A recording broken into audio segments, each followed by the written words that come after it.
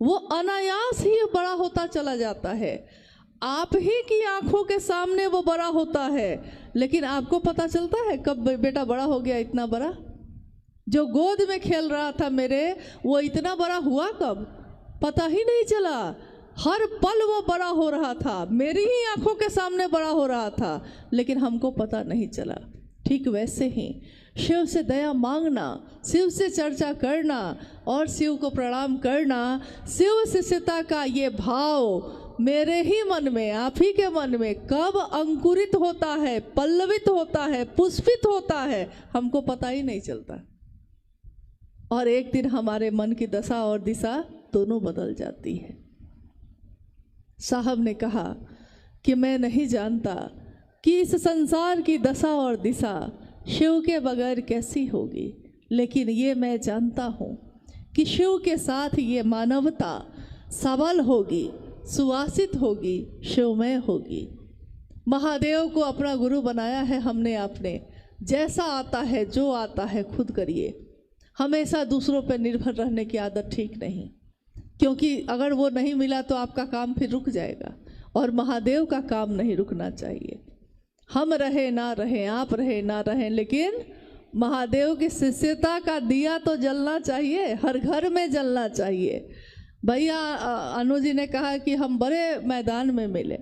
हाँ मिले, लेकिन उससे पहले ये सुनिश्चित हो जाना चाहिए कि क्या हमारे इस स्थान पे हर घर में शिवशिष्टता का दिया जल गया।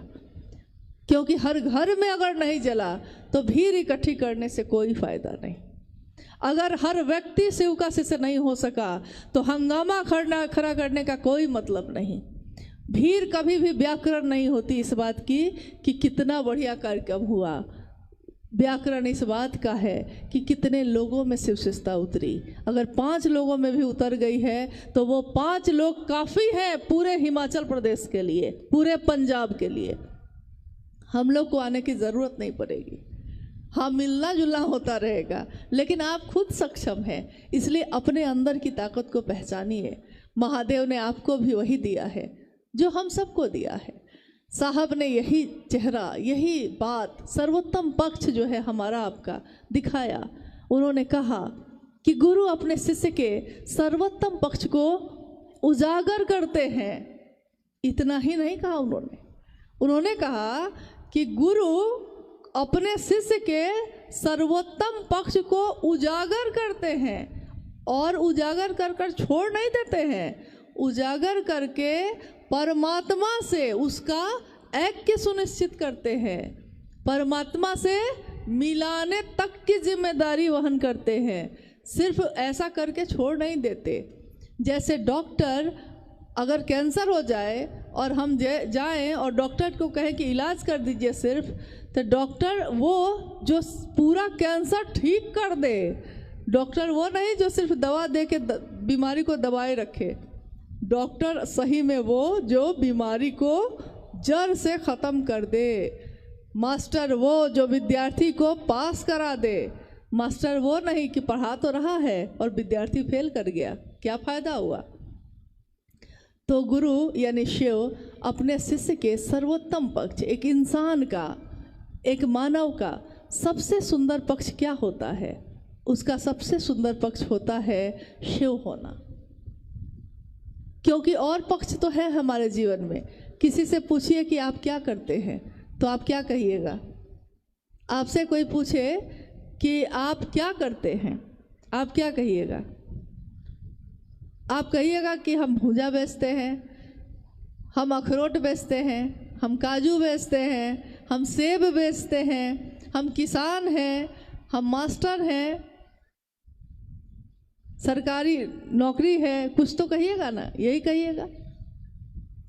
जिस दिन आकाशवाणी हुई थी और आवाज़ ने पूछा था साहब श्री हरिनानंद जी से कि तुम क्या करते हो, उन्होंने कहा था मैं शिव का शिष्य बनाता हूँ।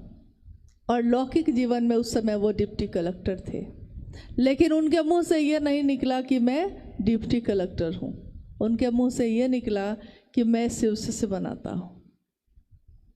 कौन भारी था उनके मन पे? उनकी नौकरी, उनका पद, उनकी प्रसिद्धि नहीं। उनके मन पे भारी था कि मैं महादेव की बात करता हूँ, दूसरों को शिव का शिष्य बनाता हूँ, लेकिन तुम जो करते हो दूसरों को करने के लिए नहीं कह रहे हो। आवाज़ ने फिर से कहा और साहब ने कहा कि हाँ ये बात तो सही है ना। शुरू में तो उन्होंने कहा कि नहीं नहीं मैं करता हूँ जो कहता हूँ, नहीं नहीं तुम नहीं कहते हो, बहुत लंबा चला। लेकिन ये तो हुआ ना कि जो वो करते थे वही उन्होंने हमको आपको करने के लिए कहा। आप ये मत सोचिएगा कि हम क्या कर सकेंगे, हमको क्या आता है। सिर्फ उनकी बात पे भरोसा करिए, जो उन्होंने कहा है उतना ही भर करिए, उससे ज़्यादा कुछ करने की ज़रूरत नहीं। शिव की शिष्यता में इससे ज़्यादा कुछ करने की ज़रूरत नहीं। बस आप इतना भर करिए कि भैया हमको जो आता है सो मैंने आपको बताया, आप भी दूसरे को कहिएगा। महादेव से दया मांगिए, महादेव की चर्चा थोड़ा कर लीजिएगा और महादेव को प्रणाम कर लीजिएगा। जैसा आएगा वैसा ही कर लीजिएगा।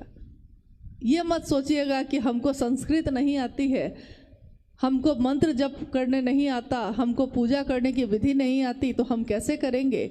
आप सोचिएगा कि जैसा आता है, जो आता है। आप ये बताइए, हमारे घर में मेरे पिता भी, आपके पिता भी होंगे, आपके भाई बहन भी होंगे, मेरे भाई बहन भी हैं। जिसके घर में जिसको जैसा खाना बनाने आता है वैसा ही ना बनाते हैं। आप रोज़ पड़ोसी को बुला के लाते हैं उसके लिए कि मेरे घर के लोगों के लिए तुम खाना बना दो। ऐसा करते हैं हम लोग? नहीं करते हैं। बहुत लोग घर की सफाई बहुत अच्छे से करते हैं और बहुत लोग खराब से करते हैं, लेकिन जैसा आता है खुद करते हैं। वो दूसरे को बुला के नहीं लाते रोज कि मेरा घर जरा साफ कर दो। मेरा मेरा मेरा, सुबह से चर्चा में बार बार यही शब्द प्रयोग किया गया है। मेरे गुरु शिव, जैसा हमको आता है हम वैसा ही करेंगे, खुद करेंगे। चर्चा करने नहीं आती है तो तीनों सूत्र बोल के उतर जाएंगे। एक दिन तो आएगा, कुछ तो आएगा, जो मेरे मन में आएगा महादेव के लिए हम वही बात बोलेंगे। जो हृदय में है वही बोलिए, अपने मन को खोलिए और हृदय में जो महादेव की दया बरसती है उसी को लोगों को बोलिए, उसी का प्रभाव हो जाएगा। आप ये कभी मत सोचिए कि बहुत सुंदर शिव चर्चा करने वाले कोई भैया दीदी हैं तो वो आएंगे तब होगा। ऐसा कभी नहीं होता। कोई सुंदर बोल सकता है। इसी पे साहब ने एक घटना बताई थी। उन्होंने कहा था कि एक मास्टर जो पढ़ा रहा था क्लास में, इंजीनियरिंग का कॉलेज था और वो क्लास कर रहा था। साहब ने कहा कि मैंने बाहर से देखा उसको बोर्ड पे पढ़ाते हुए कि गाड़ी जो है चलती कैसे है, गाड़ी कैसे चलती है, इसको वो पढ़ा रहा है। लेकिन जब वो बाहर आया तो साहब ने कहा कि आप तो गाड़ी कब से चला रहे हैं? तो उसने कहा कि मैं गाड़ी तो कभी मैंने चलाया नहीं। तो साहब ने कहा कि आपने इतना सुंदर बताया है, एक एक चीज़ के लिए बताया है कि गाड़ी कैसे चलती है, इंजन कैसे काम करता है, पैडल कैसे मारते हैं, ब्रेक कैसे मारते हैं, आपने सब बताया। तब आप कैसे ये कह रहे हैं कि आपको गाड़ी चलाने नहीं आती? उन्होंने कहा मैं पढ़ाता हूँ लेकिन चलाता नहीं हूँ। तो साहब ने उस दिन कहा कि उस घटना के बाद मैंने सीखा कि कोई ज़रूरी नहीं है कि कोई शिव चर्चा बहुत सुंदर करता है तो वो शिव का शिष्य भी होगा। हो सकता है वो सिखाता होगा अच्छा, लेकिन सीखता नहीं होगा अच्छा, ये हो सकता है। इसलिए कभी भी इस बात के भरोसे बहुत नहीं रहना है हम लोग को कि कौन बहुत अच्छा बोलता है, कौन बहुत अच्छा। जैसा आता है हम खुद करेंगे। तो आज के इस कार्यक्रम में आप सबों से ये वादा लेना चाहते हैं, अगर आप दे सकते हैं तो। साहब ने कभी कुछ नहीं मांगा किसी से, अपने पूरे जीवन में पान की एक खिल्ली भी नहीं खाई, और मांगा भी तो क्या मांगा, मांगा कहा कि अगर मुझको दे सकते हो तो एक शिव का शिष्य देना। शिव शिष्यता की घोषणा जहाँ भी होती है साहब की उपस्थिति वहाँ होती ही होती है, क्योंकि शिव की शिष्यता में उनके प्राण बसते हैं। हमारे साहब ने हम सबके जीवन की दशा और दिशा को बदल दिया। हम उनको कुछ नहीं दे सके, हमारे पास कुछ नहीं था, हम क्या दे सकते थे? लेकिन उन्होंने जो करुणा बरसाई है, उस करुणा का कोई हिसाब नहीं। माँ की ममता का कोई कर्ज नहीं उतारा जा सकता। और शिव की शिष्यता का दान जिसने दिया हो, उसके बदले में शिव का ही दान दे दिया। उसके बदले में हम लोग उनको क्या दे सके? कुछ भी नहीं। हम अगर सोचते हैं कि वो शरीर में होते तो ऐसा होता कि सब ठीक होता, नहीं। शरीर में रहने पे भी जो गड़बड़ थे उस समय भी गड़बड़ थे, आज भी हैं। जो सही थे उस समय भी सही थे, आज भी हैं और हमेशा रहेंगे। शिव के शिष्यता की मूल धारा हमेशा पावन है, पावन ही रहेगी। रास्ते की गंदगियां उसमें शामिल होंगी, लेकिन उन गंदगियों से इस पावन मूल धारा पे कोई प्रभाव नहीं पड़ेगा। शिव कैसे से अपने साहब और दीदी की उंगली थामे, अपने साहब और दीदी के संकल्प को बार बार याद करते हुए अपने गुरु शिव की महिमा का गान अपने इस जीवन में पल प्रतिपल करते ही रहेंगे। चाहे वो किसी भी स्थिति में होंगे, मजदूरी करते हुए, रिक्शा चलाते हुए, या बहुत बड़ी कंपनी के मालिक बन के भी, किसी भी स्थिति में जो शिव का शिष्य होगा वो अपने शिव के शिष्यता का प्रसार करता ही रहेगा। ये कभी बंद नहीं होगा।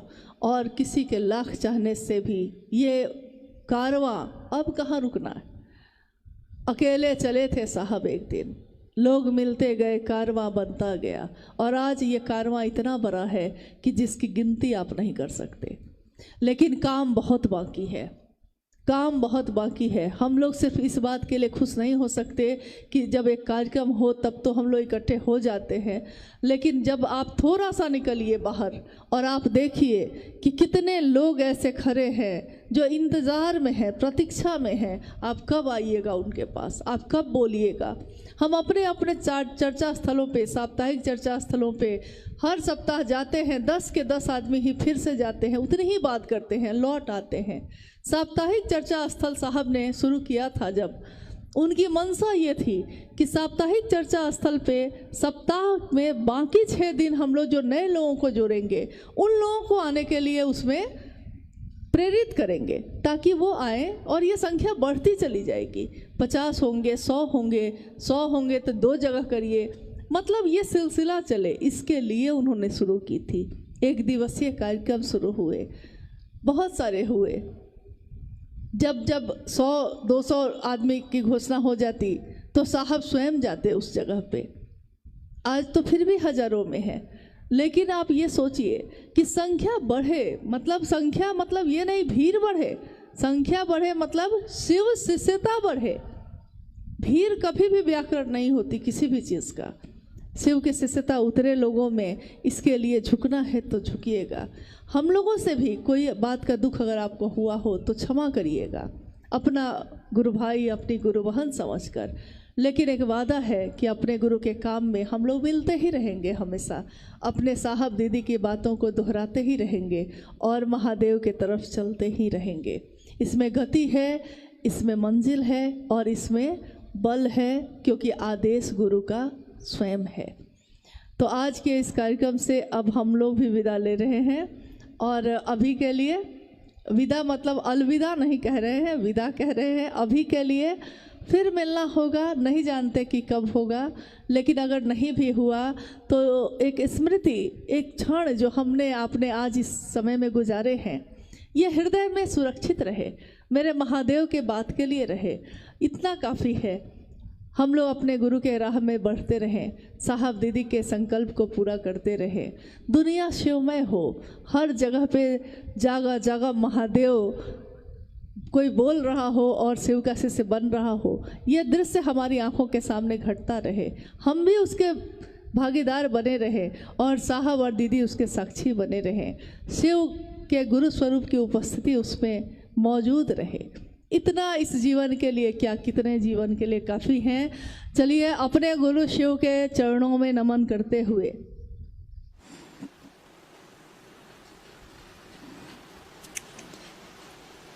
हम सभी का परम सौभाग्य है कि अपने गुरु शिव की बात के लिए यहाँ आने का सौभाग्य प्राप्त हुआ, मौका मिला। और पिछले 4-5 दिन उड़ीसा राज्य के लिए थोड़ा भारी गुजरा है मौसम के मामले में, लेकिन देखिए महागुरु महादेव की असीम दया से इस विपरीत परिस्थिति में भी किस तरह महादेव ने व्यवस्था करके अपने काम को तो करवा ही लिया। हम योजना कुछ और बनाते हैं और महादेव की योजना कुछ और होती है। तो जहां जहां जाने का पिछले 4 दिन में नहीं सोचा, उन सभी जगहों पे जाने का मौका अचानक ही मिल गया और मन ये समझा कि शायद ये यात्रा, ये जगह जगह गुरु भाई गुरु बहनों से मिलना आने वाले समय में महादेव के काम को और विस्तार देने में मददगार साबित होगा। जो साहब ने चाहा, जो दीदी माँ ने चाहा।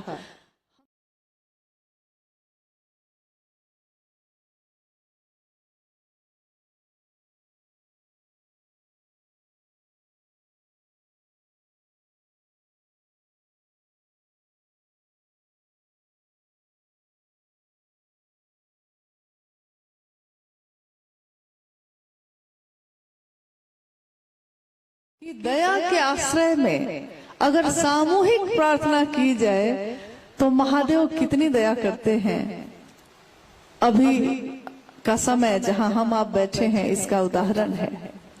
उन्हीं की दया से कोई बोल पाता है, कोई सुन पाता है, कोई उनके लिए कुछ कर पाता है। नहीं तो महादेव के लिए हम आप कुछ करें ये सामान्य बात नहीं है। महादेव दुनिया के लिए करते हैं, लेकिन दुनिया के लोग महादेव के लिए कर रहे हैं, ये असाधारण बात है। हमारी बिसात नहीं, हमारी क्षमता नहीं है, हम में योग्यता नहीं है, लेकिन तब भी अपने गुरु शिव के लिए गुरु ने इतना सामर्थ्यवान बनाया है कि आप ही हम ही जो कर रहे हैं उसके द्वारा जितना भर जरूरत है उतना काम हो जा रहा है। इसी झारसुगड़ा में आज से 12-13 वर्ष पूर्व हमारे वरेण्य गुरु भ्राता साहब श्री का आगमन हुआ। उस समय भी जो गुरु भाई गुरु बहन उस आयोजन में सम्मिलित थे, उसमें से मुझको लगता है कि कुछ लोग तो आज भी उपस्थित हैं यहाँ। और कितना सौभाग्य है कि धरती के लोग जिसको चाहते रहे कि वो काश उनको मिल पाते, काश वो मेरे यहाँ आ पाते, उड़ीसा की धरती ने इस सौभाग्य को बार बार लिया है।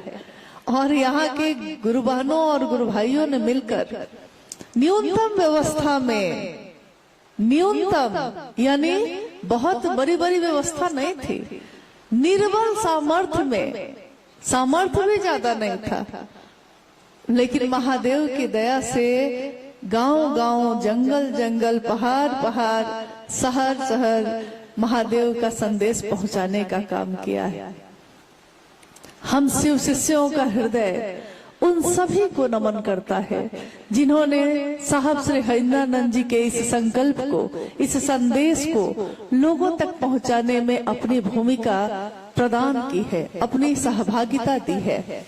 और उनकी ये सहभागिता इतिहास जब बनेगा शिव शिष्यता का, उसमें सुनहरे अक्षरों में दर्ज होगा। दुनिया जब पढ़ेगी शिव शिष्यता कैसे आई इस कालखंड में, किसने लाने का काम किया, किसने बढ़ाया, तो उसमें उन बातों का जिक्र होगा या शायद ना होगा। शायद बहुत लोगों को लोग जानेंगे भी नहीं, लेकिन इमारत जो खड़ी होगी शिव शिष्यता की, उसके नींव के पत्थर यही लोग हैं और रहेंगे। आज इस कार्यक्रम का, जिसका आयोजन बहुत असंख्य लोगों ने मिलकर किया, इस आयोजन का एक ही उद्देश्य है कि मेरे गुरु शिव हैं और आपके भी हो सकते हैं। साहब हरिंद्रानंद जी का ये संदेश लेकर जगह जगह हम लोग जाते रहते हैं, जिस तरह आप जाते हैं। सबसे पहले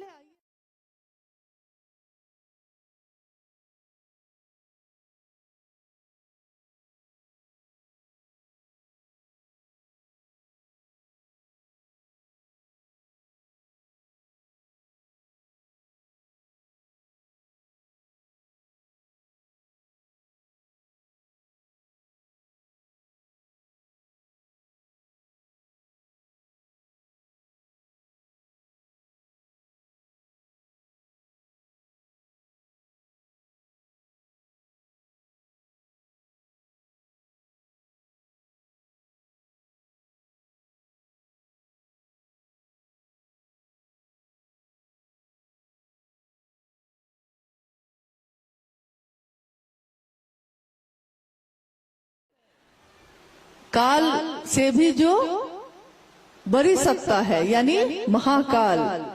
और बनारस में जो शिव का मंदिर है, उस मंदिर का नाम है ज्ञानवापी महादेव। ज्ञानवापी यानी शिव के ज्ञान दाता स्वरूप को कहा गया है। शिव क्या करते हैं? शिव ज्ञान का वपन करते हैं, ज्ञान का रोपण करते हैं। जैसे हम लोग अपने खेत में पौधा तैयार करके कैसे एक जगह पौधा तैयार करते हैं और पूरे खेत में जाकर हम लोग क्यारी में बारी बारी से उस पौधे को लगाते हैं, रोपण करते हैं पानी और कीचड़ में उस पौधे को, ताकि उसमें एक दिन पौधा बड़ा होगा, अनाज की बालियां निकलेंगी और हम सभी के पेट की भूख खत्म होगी। शिव ज्ञानवापी भी है, ज्ञान का वपन भी करते हैं। अंकुरन उन्हीं के द्वारा होता है, पल्लवित पुष्पित भी उन्हीं के द्वारा होता है। महादेव के अनेक रूपों की पूजा भारत के आध्यात्म में, जिस देश में हम आप रहते हैं, इस भारत देश में शिव के अनेक रूपों की पूजा होती आई है। किसी ने उनको महाकालेश्वर कहा, किसी ने महाकापालेश्वर कहा, किसी ने महायोगेश्वर कहा। आपने सुना होगा कि योग करते हैं हम। योग यानी कि शरीर की मुद्राओं से ईश्वर से जुड़ने का तरीका, विद्या, ज्ञान। उसके भी अधिष्ठाता, उसके भी आराध्य, उसके भी आचार्य कौन है? तो महादेव है, महायोगेश्वर। यानी आप देखिए कि जगत में कोई भी रूप अगर हम देखते हैं और उस तरफ से चलना शुरू करते हैं, ऊपर की यात्रा शुरू करते हैं, तो जिस तरह पहाड़ पे चढ़ने के लिए किसी भी तरफ से आप चढ़ सकते हैं, लेकिन चढ़ाई जब खत्म होती है ऊपर जाकर, तो शिखर एक ही होता है। उसकी चोटी पहाड़ की इस तरह से ऊपर में एक ही होती है, और उस शिखर पे किसी भी रास्ते से जाइए महादेव ही बैठे नजर आते हैं। ये महादेव कौन है? भगवान, हमारे अपने या हमसे बहुत दूर? क्योंकि भगवान तो बहुत दूर दिखाई देते हैं। भगवान यानी कि बहुत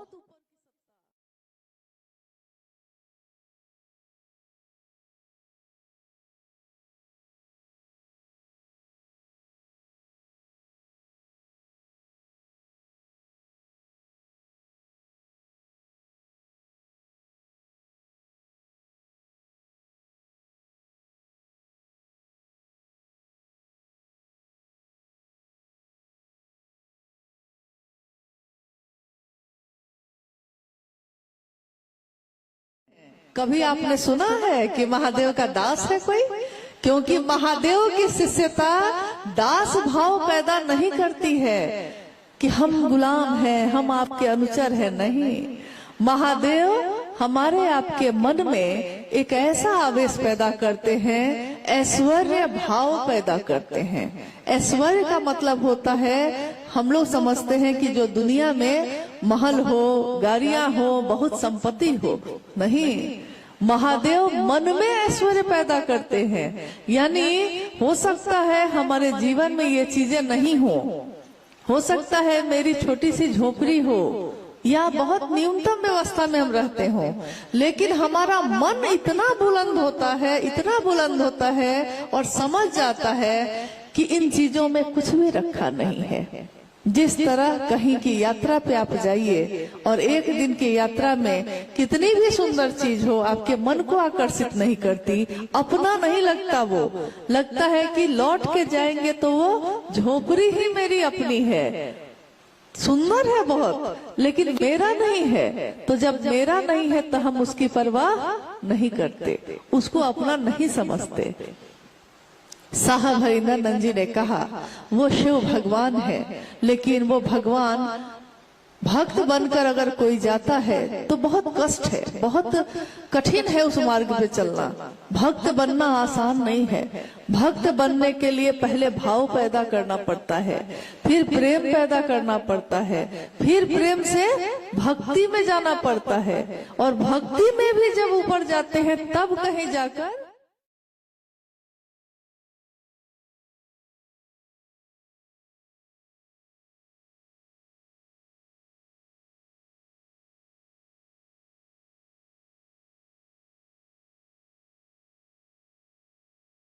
एक उदाहरण देते हैं, साहब का ही देते हैं, क्योंकि वो लौकिक जीवन में डिप्टी कलेक्टर थे और आध्यात्मिक जगत में शिव शिष्य थे।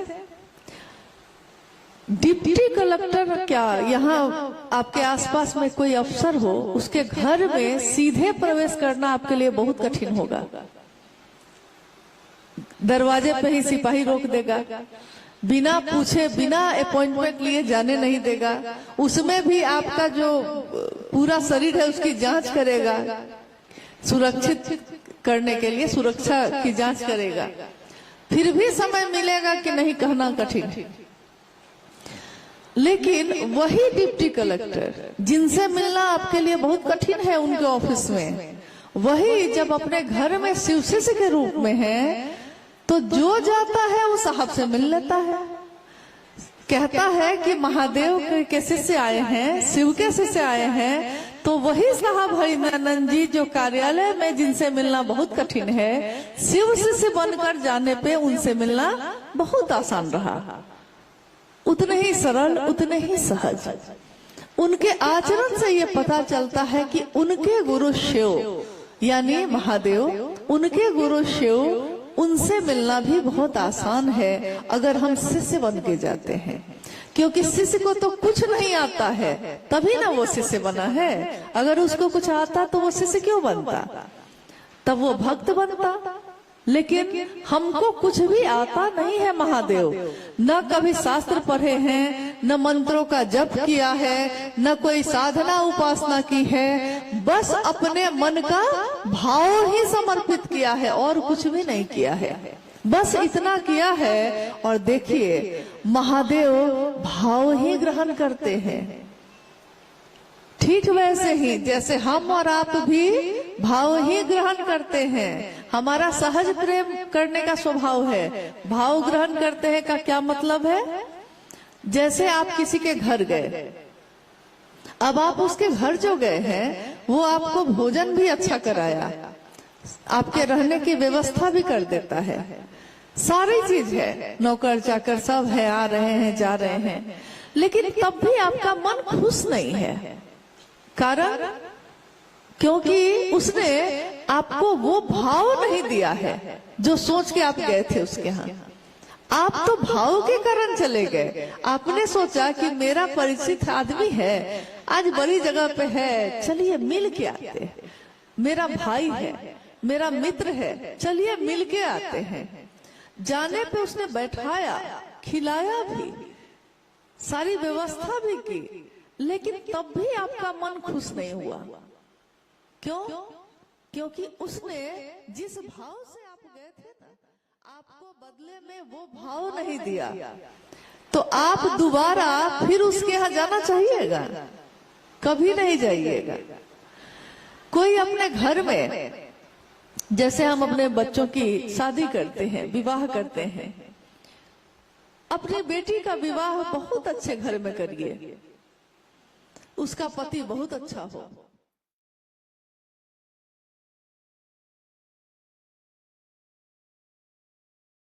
जाते हैं तो आप देखते हैं कि बेटी की आंखों में आंसू है। आप पूछते हैं कि सब कुछ तो है तुम्हारे पास, आंखों में आंसू क्यों है, रो क्यों रही हो बेटी? और वो बेटी कहती है कि पति जो है सब कुछ तो देता है माँ, लेकिन पति का भाव नहीं दे रहा। मैं पत्नी हूं ना, पति का भाव नहीं देता है। क्या वो बेटी आपकी कभी भी खुश हो पाती है? नहीं। तो जीवन में, हमारे जीवन में प्रतिदिन ये चीजें घटती हैं। जब हम देखते हैं कि अगर भाव ना हो तो बाकी सारी चीजें व्यर्थ है, किसी काम की नहीं आती। लेकिन अगर भाव हो तो वही देखिए, वही पति और पत्नी का रिश्ता है, भाव है पति का पत्नी का। और पूरी तरह वो बर्बाद हो गया है, रोड पे आ गया, सड़क पे आ गया है, और पत्नी नमक और रोटी खिला रही है और पति से कह रही है कि तेरा साथ है तो मुझे क्या कमी है, अंधेरों में भी जल रही रोशनी है, मुझे झोपड़ी भी महल लग रही है, तेरा साथ है, यानी पति का भाव। तो देखिए, हर रिश्ते में भाव ना हो तो वो रिश्ता सो जाता है, भाव ना हो तो कोई रिजल्ट नहीं है, कोई परिणाम नहीं है, कोई आनंद नहीं, कोई खुशी नहीं, कोई शांति नहीं। बस इतना ही भर समझिए कि बस यही बात साहब ने कही कि ये महादेव हैं, इनका एक रूप है जगत गुरु का। गुरु भाव है, शिष्य भाव देना है। गुरु भाव तो है ही, हम शिष्य भाव जो देना चाहिए हमको, सब कुछ तो हम करते हैं महादेव के लिए। पूजा पद्धति में हम सब कुछ करते हैं। उपवास करते हैं कि नहीं? सावन में सोमवार को उपवास तो करते हैं, महाशिवरात्रि में उपवास करते हैं, पूजा भी करते हैं, जल चढ़ाते हैं, बेलपत्र चढ़ाते हैं, मिठाइयाँ चढ़ाते हैं, फल चढ़ाते हैं, सारे कर्मकांड करते हैं। ठीक वैसे ही जैसे आयोजन तो सारा है, लेकिन उसमें महादेव के लिए महादेव को कर रहे हैं, इसका भाव नहीं है। भाव है किस बात का? कि मेरे बेटा को ये हो जाए, मेरे पति को ये हो जाए,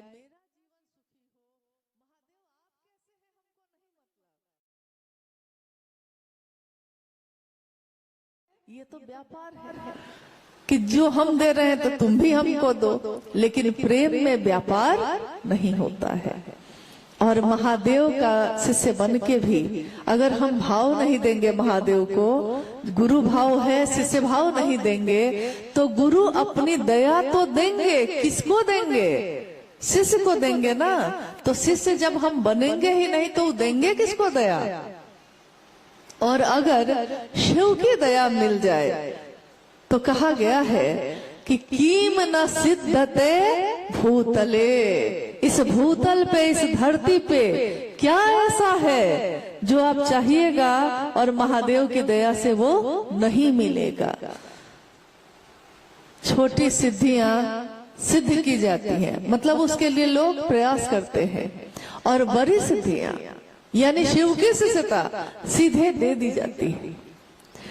तो एक तो हम लोग के नजर में ये है कि शिव की शिष्यता की बात तो चल रही है, हमारे गुरु शिव हैं ये हम कह तो रहे हैं, लेकिन महादेव के लिए महादेव से दया नहीं मांगते, महादेव की बात कर सके इसके लिए दया नहीं मांगते, महादेव को प्रणाम हो जाए इसके लिए प्रणाम नहीं करते।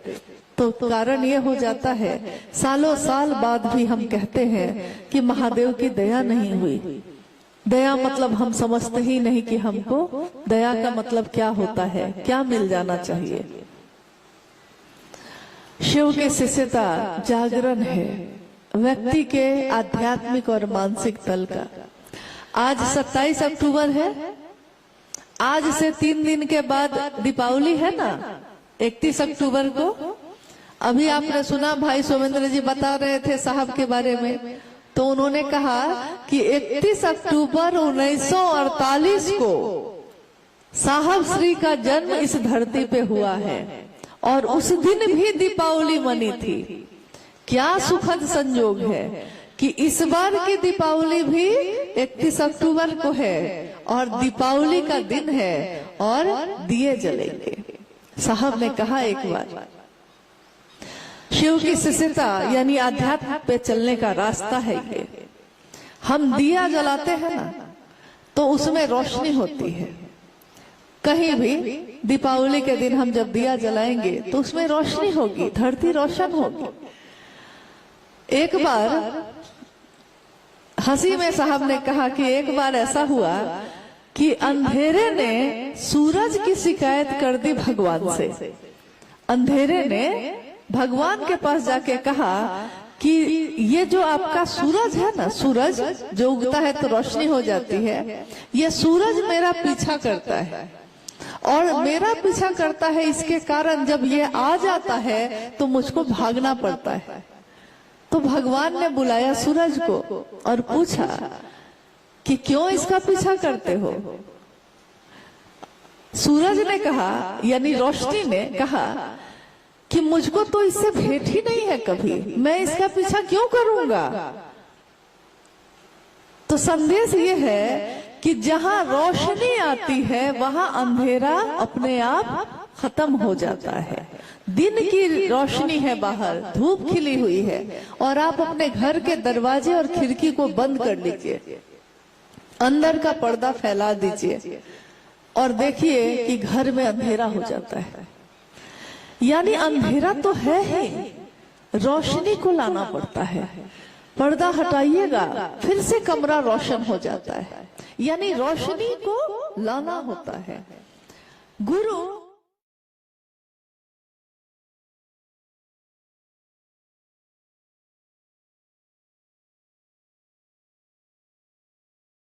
मेरे मन को रोशनी से भरते हैं, रोशन करते हैं, यानी उजाला भर देते हैं। महादेव की शिष्यता भी ऐसी ही है, हमारे अंधेरे जीवन को कितना रोशन करती है। जैसे जैसे हम इसमें जाते हैं वैसे वैसे हमारा मन अनुभव करता है। एक गुरुवान गा रही थी, दो पंक्ति उन्होंने गाई कि हम कहाँ भटक रहे थे, कहाँ आ गए, और अगर साहब आप न मिलते, अगर आपने साहब ने महादेव का रास्ता नहीं दिखाया होता तो हमको तो किनारे की लहर ही डुबो देती, अंदर जाने की जरूरत नहीं थी। समंदर के किनारे जाइए और कभी कभी लहर ही खींच के लेके चली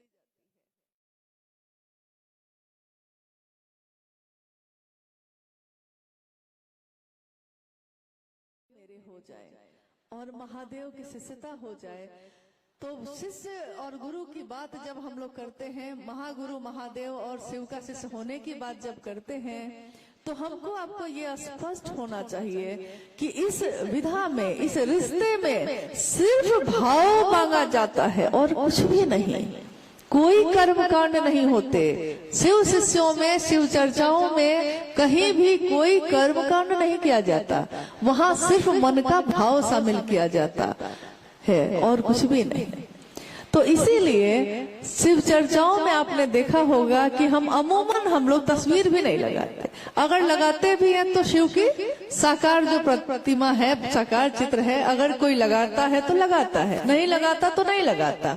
क्योंकि शिव की चर्चा तो आप सड़क पे भी करते हैं, शिव की चर्चा तो अपने घर में भी करते हैं, और शिव की चर्चा तो मंदिर के चबूतरे पे भी करते हैं। तो हम कहाँ कहाँ तस्वीर ले जाएंगे? हर जगह जहाँ लगी है तो ठीक, न लगी है तब भी ठीक। बात करते हैं हम, और बात क्या करते हैं? जितना भर समझ में आता है उतना भर करते हैं, जितना हम कह सकते हैं उतना भर करते हैं। बात बाकी तो महादेव गुरु हैं, धीरे धीरे ज्ञान देने की जिम्मेदारी वही वहन करते हैं, वही लेकर चलते हैं।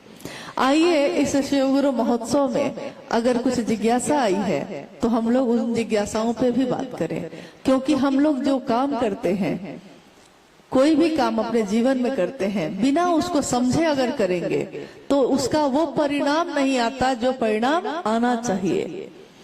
और देखिए, भाव की बात अभी हम लोग कर रहे थे, परिणाम की बात कर रहे हैं। रोज आपके घर में भोजन बनता है कि नहीं?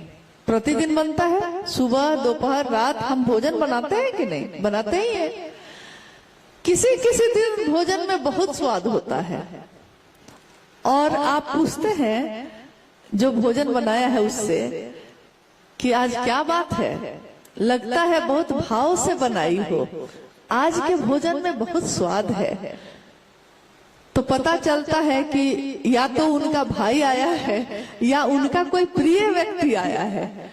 तो जब प्रिय, मन को प्रिय लगने वाला आता है तो भोजन तो वही है, लेकिन उस भोजन को बनाने में भाव मन का शामिल हो गया तो देखिए भोजन में भी परिणाम है, पानी में भी परिणाम है, प्रणाम में भी परिणाम है। क्योंकि प्रणाम तो हम लोग हजारों लोग को करते हैं, लेकिन किसी किसी को मन से करते हैं। अमूमन लोगों को शिष्टाचार वश करते हैं। मिल गए हैं तो काका प्रणाम, चाचा जी प्रणाम, भैया प्रणाम, मिल गए हैं तो कर लिए। लेकिन अभी के समय में देखिएगा कि ये संस्कार भी बहुत कम हो गए हैं। जल्दी बच्चों को कहना पड़ता है अब कि अरे बड़े हैं प्रणाम करो, फिर भी बच्चा खड़ा है फिर कहते हैं अरे करो, तब वो जाके कहीं करता है। उसमें भी चरण स्पर्श नहीं करता, ऊपर ऊपर से ही प्रणाम करके काम चला लेता है। मतलब लोग कहते हैं ना कि मोबाइल में आपके ब्लूटूथ है ना, उसी तरह का प्रणाम भी हो गया है। तो प्रणाम मन से ही नहीं हुआ तो उस प्रणाम का कोई अर्थ नहीं है। आइए हम लोग कुछ जिज्ञासाओं पे बात कर लेते हैं।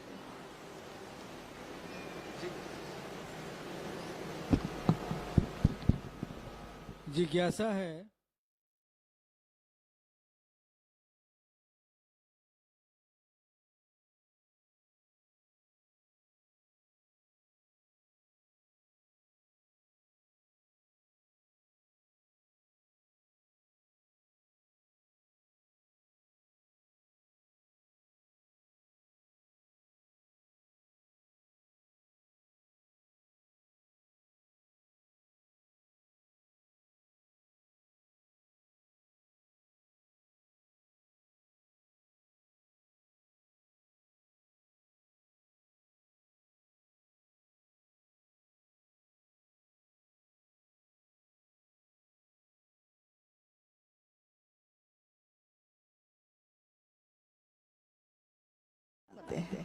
गुरु शक्ति तो देते ही हैं, लेकिन शक्ति को संभालने का ज्ञान भी देते हैं।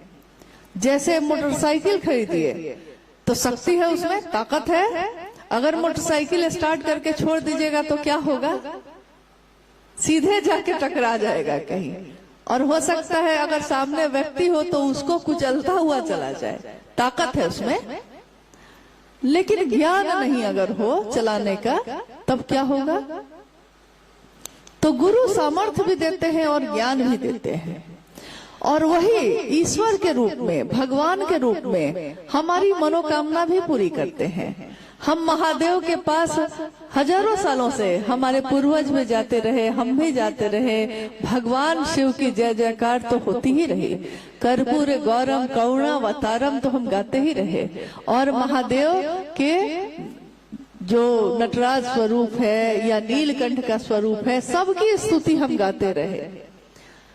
महादेव को मालूम है कि वो कैसे हैं। हम आपके सामने खड़े होके कहें कि आप बड़े अच्छे व्यक्ति हैं, तो आपको तो पता है कि आप अच्छे हैं कि खराब है। आदमी अपने बारे में जानता है, भगवान नहीं जानते, भगवान भी जानते हैं। तो हम उनके सामने खड़े होके तो स्तुति गायन करते हैं। लेकिन धरती के लोग सोए हैं, अध्यात्म के रास्ते पे धरती के लोग सो गए। पूजा पाठ में कर्म कांड तो है ही, ऐसा नहीं कि पूजा नहीं हो रही। और महादेव की पूजा का परिणाम भी है, शिवलिंग पे जल चढ़ाते हैं, हमारी मनोकामना पूरी होती है तो हम खुश हो जाते हैं। लेकिन उस मनोकामना के पूरे होने में हमारा भला है या नहीं है, ये तो हम नहीं जानते। और चीजें मिल जाए और संभालने का ज्ञान नहीं हो, तब भी वो बेकार है मेरे लिए। आपको हवाई जहाज दे दिया जाए, आपके लिए बेकार है तो बहुत कीमती चीज वो। हवाई जहाज बहुत कीमती है, लेकिन आपके लिए किस काम की? और साइकिल है तो आपके लिए काम की है, क्योंकि साइकिल चलाने आपको आता है। अगर आपको हवाई जहाज चलाने आता तब आपके लिए काम की चीज थी। लेकिन चलाने का ज्ञान गुरु के रूप में ही कोई दे सकता है। बहुत लोग ऐसे हैं जिनके पिता मास्टर भी हैं, पिता भी हैं और शिक्षक भी हैं। और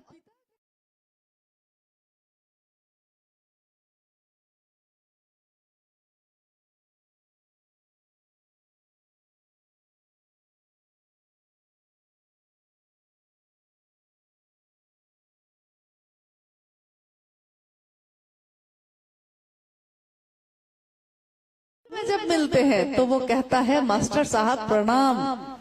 और जैसे सारे विद्यार्थी बैठ के पढ़ते हैं, मास्टर साहब का बेटा भी शिष्य बन के ही बैठ के पढ़ता है, नहीं तो वो ज्ञान ले नहीं सकेगा।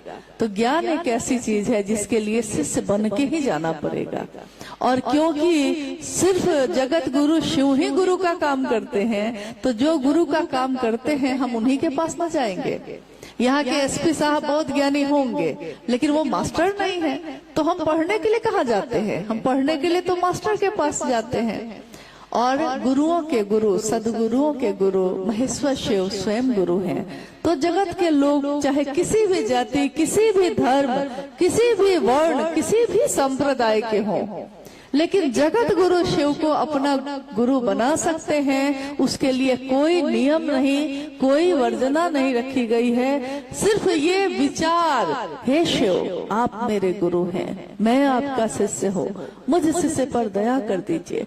बस ये विचार ही आपके मन में शिव की शिष्यता का बिया या दीक्षा आप कह लीजिए कि दीक्षा हम कैसे लेते हैं, हमारे मन में इस विचार का प्रवेश होना ही शिव शिष्यता की दीक्षा है। और जब दीक्षा होती है तो गुरु दक्षिणा भी दी जाती है।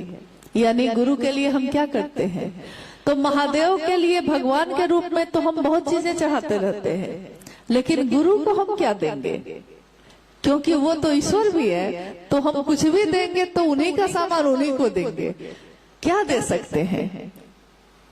आपने देखा होगा हमारे आपके बच्चे बाहर पढ़ने के लिए जाते हैं, जैसे झारसुगुड़ा में आप रहते हैं, संबलपुर में रहते हैं, तो किसी का बच्चा दिल्ली जाता है पढ़ने के लिए, कोई रांची जाता है, कोई राउरकेला में रह के पढ़ता है, जाता है ना। बच्चे के पास अपना पैसा नहीं होता, क्योंकि अभी तो वो अपने माँ बाप पे निर्भर है।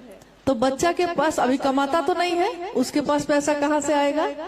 तो जो माँ बाप देते हैं वही पैसा से ना वो वहां पढ़ता है, खाना खाता है, रूम लेके रहता है। जब वो छुट्टी में अपने घर आता है तो माँ को कहता है कि माँ तुम्हारे लिए एक साड़ी लेकर आए हैं, पिताजी आपके लिए एक चादर लेके आए हैं। पिता को भी मालूम है, माँ को भी मालूम है कि इसके पास तो पैसा था नहीं, कहाँ से लाया। यानी हम जो दिए थे इसको खर्च करने के लिए उसी में से ना बचाया होगा, और बचाकर मेरा बच्चा मेरे लिए लाया। दिया हुआ तो मेरा ही है, लेकिन मुझको याद रखा और मेरे लिए लेके आया। ये भाव जो होता है, याद रखा, भूला नहीं मुझको, ये भाव उसकी माँ की आंखों में आंसू ले आता है, उसके पिता की आंखें भींग जाती है कि मेरा बच्चा भूला नहीं हमको। यही बात है कि महादेव तो ईश्वर है, हम धरती पे आए, ये दुनिया महादेव की है, लेकिन इस दुनिया में, जिस दुनिया में हम रहते हैं, महादेव की दुनिया में हम आप रहते हैं। लेकिन हमारी जो छोटी छोटी दुनिया है उसमें महादेव नहीं रहते, उसमें मेरे पति रहते हैं, मेरे बच्चे रहते हैं, मेरे माँ बाप रहते हैं, लेकिन क्या महादेव भी रहते हैं। महादेव की दुनिया में तो हम रहते हैं। तो ये भाव जग जाए, ये गुरु के बिना नहीं हो सकता। गुरु कभी शब्द से, कभी अपनी वाणी से, कभी साधना उपासना से, और कभी मात्र दया से शिव के लिए आवेश पैदा करते हैं शिष्य के मन में।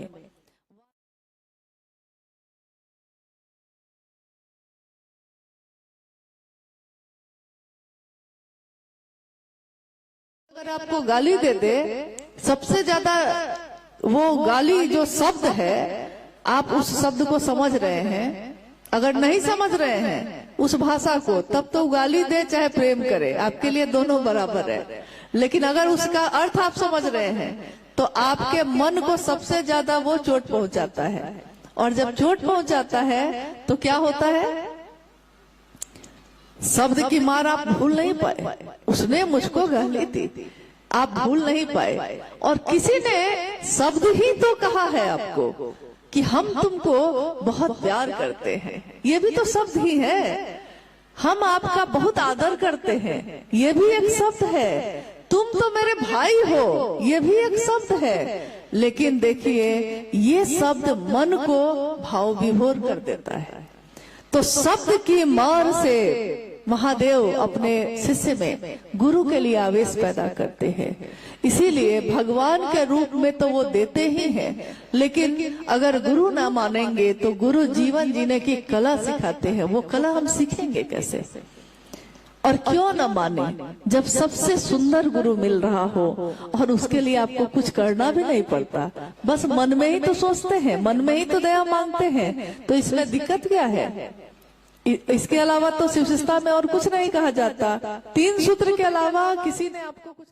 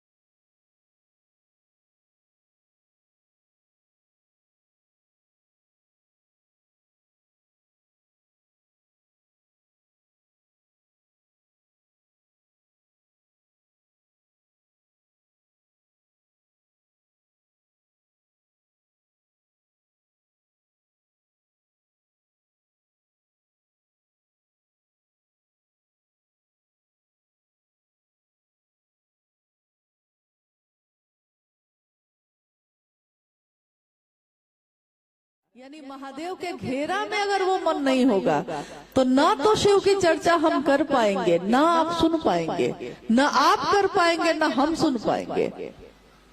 मन नहीं है तो रिश्तों का भी कोई मतलब नहीं है। और प्रणाम भी हम मन से ही करते हैं। तो देखिए, तीनों सूत्रों में मन ही साधन है, इसके अलावा शिव शिष्टता में करने के लिए कुछ भी नहीं कहा जाता।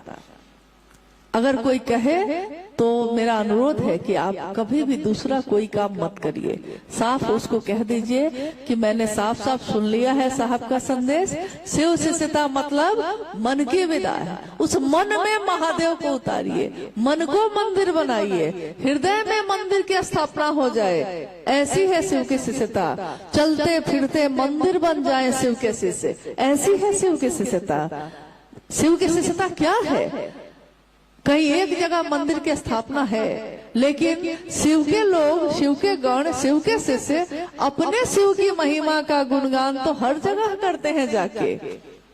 तो चलते फिरते मंदिर है वो, और जहां जाते हैं अपने गुरु शिव की दया का दिया जलाते रहते हैं। और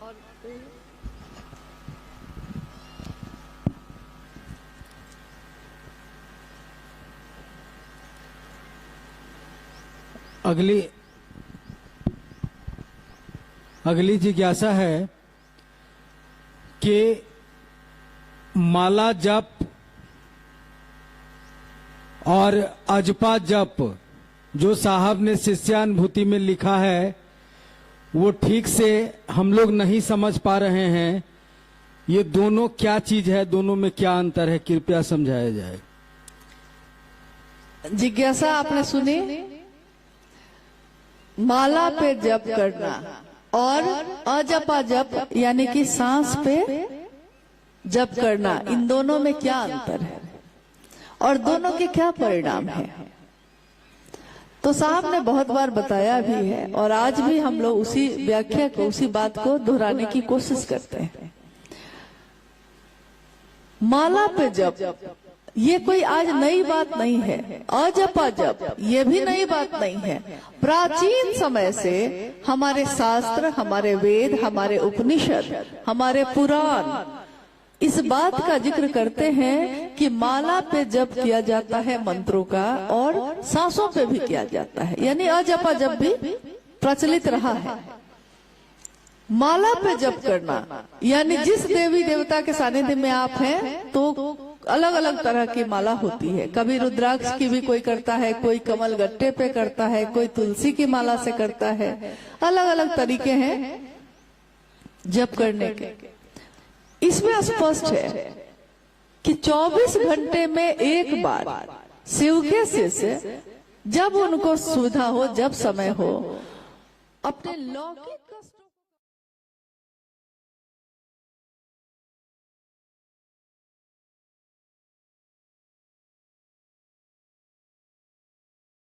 शामिल होते हैं। क्योंकि अगर भाव शामिल नहीं है तो सीधे मशीन की तरह तो दोहरा देंगे हम, लेकिन भाव है नहीं प्रणाम का तो काम करेगा नहीं। मंत्रानुक्रम से माला पे जो जप होता है वो कैसे होगा? मंत्रानुक्रम।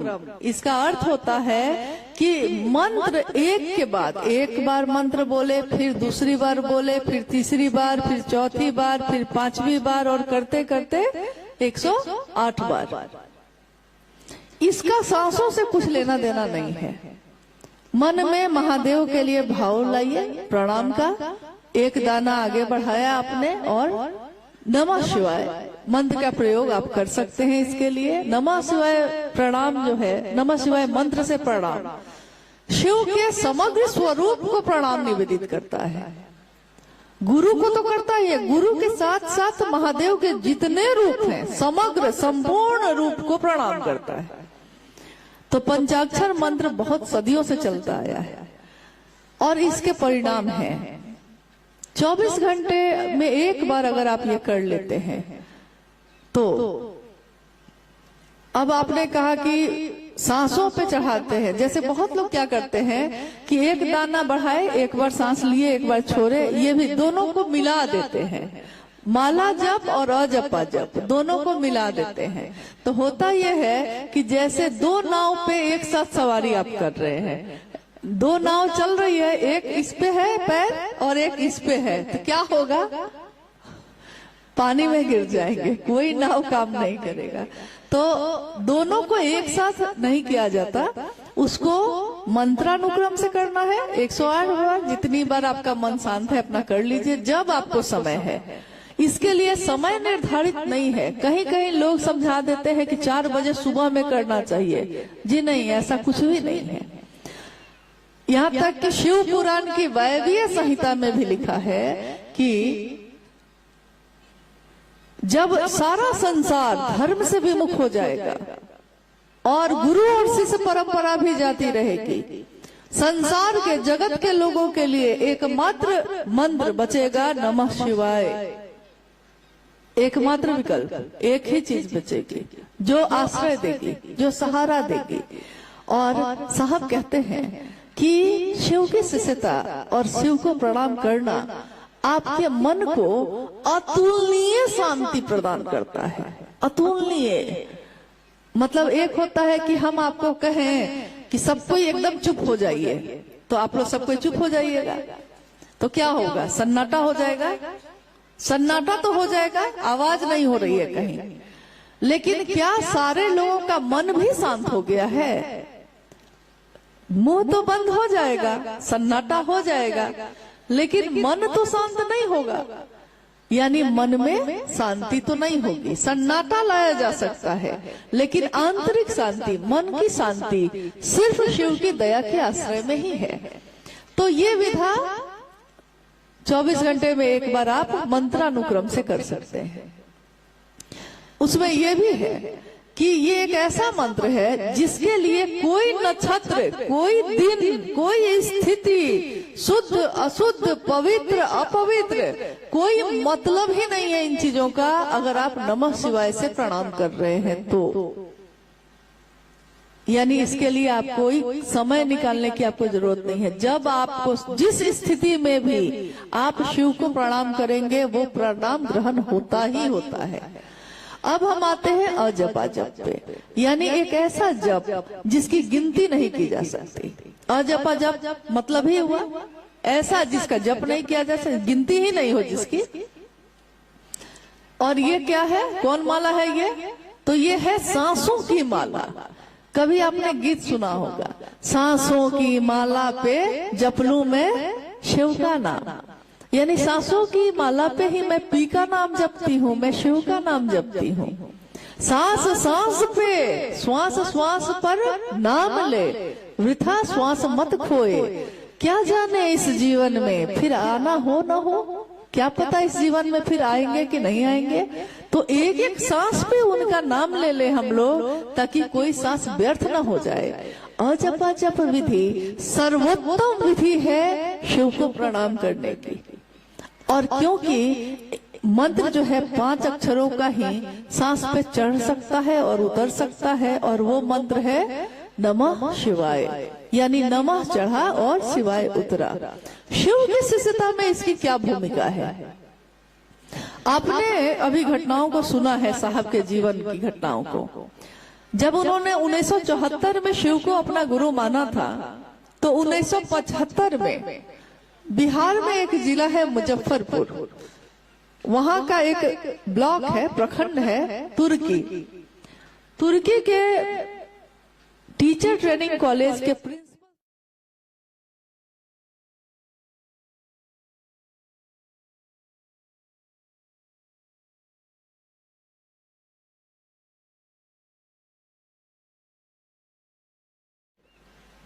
और उसी समय उन्होंने शिव को गुरु भी माना था। गुरु मानने के अगले वर्ष में, क्योंकि उन्होंने गुरु मानते समय कुछ शर्तें रखी थी महादेव को, गुरु शर्त रखता है, यहाँ शिष्य ही शर्त रख रहा था। तो उस शर्त के अधीन उस दिन तुर्की में साहब अहाते में आम के पेड़ के नीचे बैठे थे, और अचानक सब कुछ शांत था, और अचानक सांसों पे नमः आया और शिवाय उतर गया। उनके मन ने देखा इसको, उन्होंने कहा कान सुनते हैं, नाक सूंघती है, मुंह से हम स्वाद लेते हैं, लेकिन मेरे मन ने देखा कि नमः आया है और शिवाय उतर गया है।